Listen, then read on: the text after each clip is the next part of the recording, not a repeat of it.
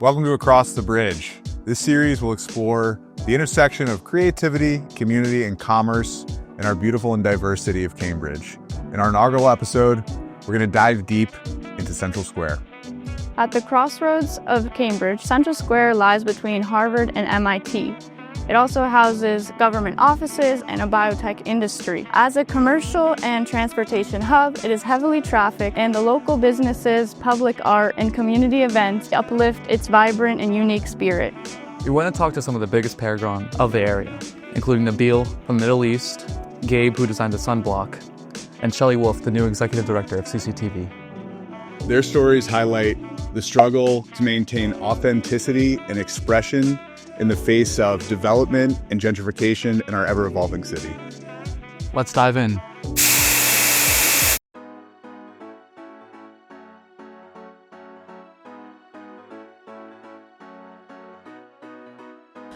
I would describe Central Square as a lively, vibrant community full of good food, amazing people, and culture. Central Square is probably one of the most live places in the city of Boston. Regardless if it's a Tuesday or a Saturday night, there's never a dull moment here, that's for sure. It's a unique place. It's a unique place.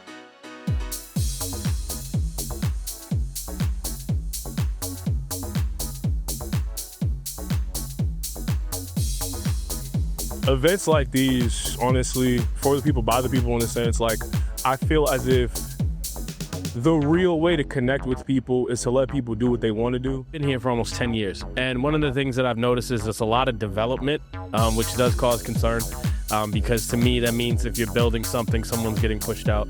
But I've also seen just the camaraderie behind you, just the celebration of today. You know what I mean? That's something that it would have been a strong presence, but I mean, look at, it's not even 8 o'clock at night, and there's a full city of people celebrating and having unity. And I think that's one thing about Cambridge itself is it's a very, very diverse melting pot place, and they take pride in that. And I think it's really dope. I feel like it's music and dancing. It's definitely like a connection. What makes it special? It's always changing. There's always something happening. How close-knit the people are here and the things they're willing to do to take care of each other. I hope to see more smaller businesses and more people of Cambridge making more of an impact on this street as owners and not just people as consumers.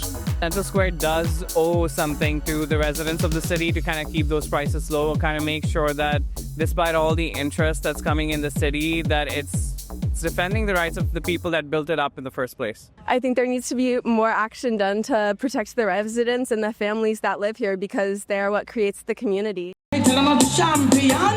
Champion, tell them this is how they eat the champion. Me charge for murder one, but no judge not try me call me. Me tell them murder one, tell them this is how I charge for. It's always great to see the community come together, and there's people of all ages, and there's bubbles.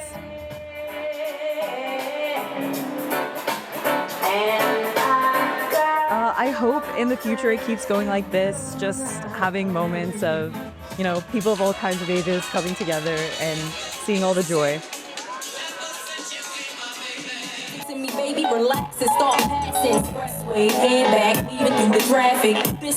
I'm here at the block party. The music it's bustling. It's amazing. It's my first time in America and I can't wait to explore it.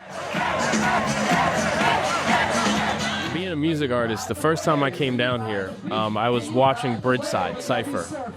And that night, I found a family, I found a place where I could belong, and also found a place where other artists were doing what I was doing, which is training and trying to get better. So that'll always be a highlight for me, going to those in Central Square and just being able to be around a bunch of people that love music and just love freestyling. So it's special. That's my favorite memory. Dancing, tunes.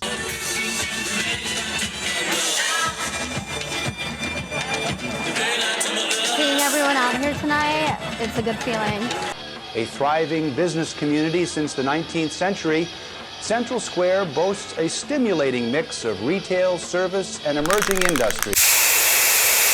Today, I got to speak with a local Cambridge legend right here in Central Square, Nabil, owner of the Middle East, Sonia, and Zuzu.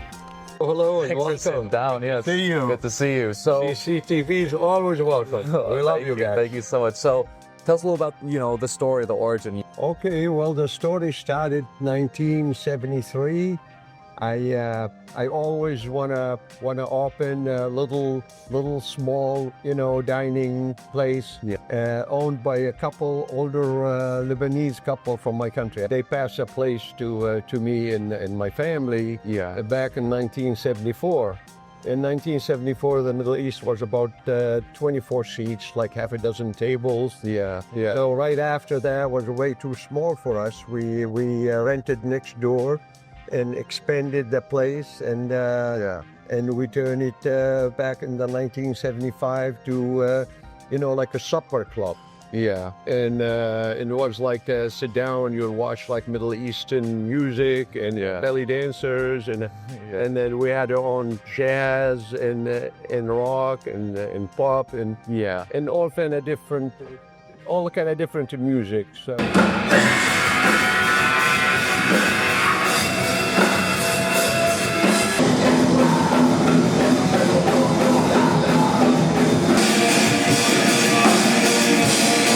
The Middle East is about 5 venues. You have the downstairs, and we have the upstairs. We have the Sonia Club, and we have the Zuzu in the corner. And it's your home, and you're more than welcome. Yeah. So over time, obviously, this place has become kind of a sanction for artists in Cambridge. Up-and-coming artists, a lot of niche art, a lot of experimental art. Also, what led to that eventually becoming the spot in Cambridge for up-and-coming art? Well, we grew up in a home that my mother and my parents, they love people and they love food and they're good cooks, always cook for neighbors and friends. Yeah. So we want to extend that energy to the Middle East here in Cambridge. Yeah. And, the musician came and knocked our door and say, would you like to add some, little action? Out of the Blue Gallery, which is a neighborhood gallery also, they knock our door and they want to hang out for the, for the local artist. And we kept doing like every night a different kind of music until the mid '80s. And we have a rock promoter, Billy Wayne, God bless his soul. He came and rented the place, one of the rooms, the original room for his birthday. Yeah. And he loved the place, and he said, can I get another night here and another night and another night? Yeah. Before you know it, just the place started becoming to be known nationally. Yeah. And we got so many, important and popular artists that we make them comfortable and we love them. And so many, like Dick Dale, like Peter Wolf, Mark Salmon, Tony Bennett. So piggybacking off of that, over the 50 years you've been here, what are some of the most memorable experiences or artists you've met or hosted here? I see this wall has all these cool photos here. What are some of the most memorable people you've met? The most memorable was Tony Bennett. Tony Bennett, God bless his soul, he called us up and he said, we would like to have Mr. Bennett perform, at the Middle East. Yeah. So you are more than welcome. How about the downstairs? We said, no. We want a smaller room, the upstairs club. So we said, yeah, you are more than welcome, of course. Yeah. So that night, Tony Bennett came and performed. Honestly, it was so much energy here. Yeah. All the channels of Boston, Channel 4, Channel 5, Channel 7. And the most beautiful thing about Tony Bennett that she sat in that office up there, signing autograph for people. Believe it or not, the line was all the way past CCTV. It went down to the firehouse. And he was so loving and caring, and people really loved him. You've become kind of like an icon or a legend in the area because you're one of the last, singular owners as everything's getting bought up by corporations, all the restaurants nearby. You're one of the last owners who really cultivate, and cultivate art and really care about your craft and curation. So what's your opinion on the increasing development in the area? I'm sure, they would talk about developing the building and the block and all that. Yeah. But the intention always, even if that happened, the Middle East will always be part of it. And what do you think your biggest advice would be for young people, up-and-coming artists, or people trying to find their way in the world? The word for the young artists, the young people, please welcome. This is your home. so many popular bands. They started in here, and they became so famous. It was like... You could see his face light up as he begins to tell us these amazing stories from the past. Nabil's lived so much life and provided so much art for the community. It's important that we keep Cambridge filled with life and art, and it starts with supporting people just like Nabil. You know, it is my home, really. You know, I work probably close to 100 hours a week.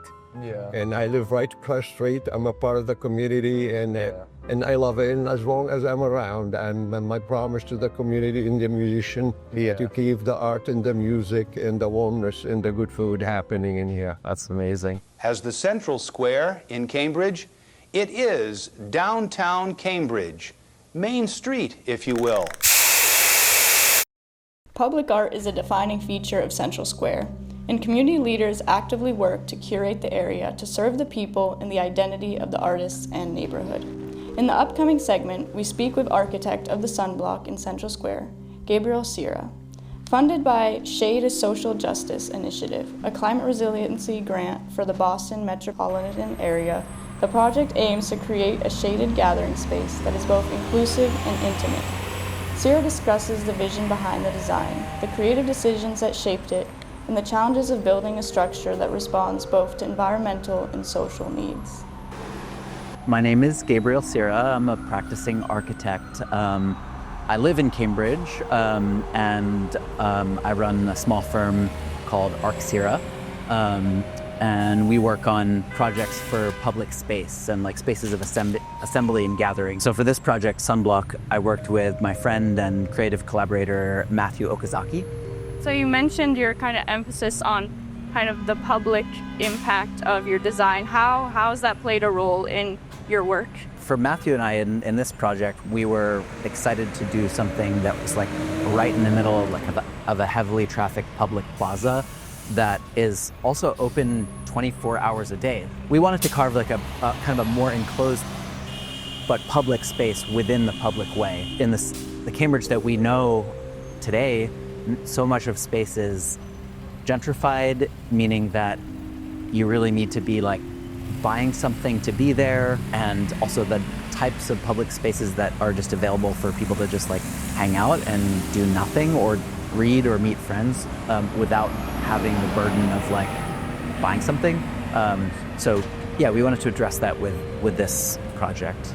Awesome. Yeah, so there's definitely that public component, but there's also this question of shade and climate resilience. So yeah, tell us like more holistically about the Sunblock. I love that the cloth is billowing in, which is really nice because we're getting a cool breeze through the shade mesh while also being shaded from the sun. So it's kind of, you know, the mesh has a dual purpose for that. The initiation of the project started by this, you know, the city hiring artists and designers to address the problem of a lack of shade in sunny summer months in public spaces. And this site is a good example of a very bright and sunny spot because there's no buildings right on the south side blocking us naturally from the sun. And there are some trees, but you really want the space to be like, you know, somewhat open and hardscaped so it can be used not like a park, but more like a plaza.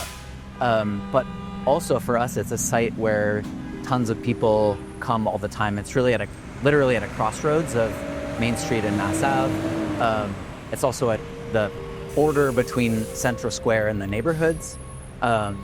So it's just heavily trafficked, and people really like to meet here. You know, if they're coming from different spots, this is like a really great place to connect with people. The mesh clock here, as well as the precast concrete stoops, are both kind of industrial components that are designed for other uses, but we're kind of combining together here in a new way. Use materials that aren't seen as being like fancy finished materials, but using them in such a way that they kind of transcend that and they become really lovely public materials. To combine the two together, we engineered a really, I think, innovative detail, which is, you can see on the four corners, there's this steel bolt plate that goes through the concrete and connects each of the four masts really solidly to their bases. which provides enough structural stability for all of the wind loads that we have on this. And you guys won this like project through a grant, like it was a competition. It's called Shade, as it's like social justice type about like how that process worked, how you got this opportunity. We were assigned this site, but also we were really hoping for this site because of the reasons I said before, which is that it's so active and it's a huge challenge. What was your intent behind this, and how, like more importantly, do you think it has affected the people? Like, how do you feel that they have interacted with it in the time that it's been here, now that it's coming to a close the next few months? Well, I think we imagine this space as like a kind of a living room for the city that is in the middle of public space. So I've been really happy to see folks just like hanging out here with groups of people as if it were like their own like home.